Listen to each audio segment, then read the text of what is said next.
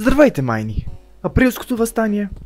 Нека започваме. Априлското въстание е борба на българите срещу Османската империя да ни пусне от робство.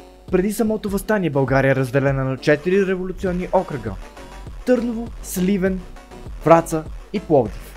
Всеки с техните си апостоли.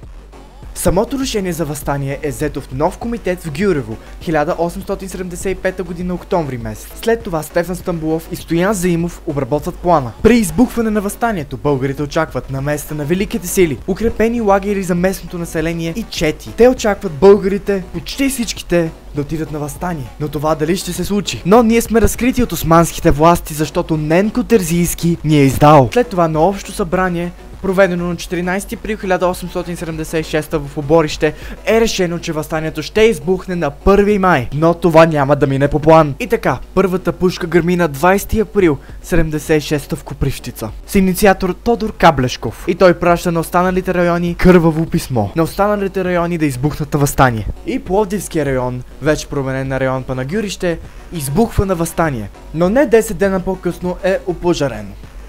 Сега ние ще се фокусираме върху съдбата на Батак, Перущица и Брацигово. И аз отивам в дигитална форма.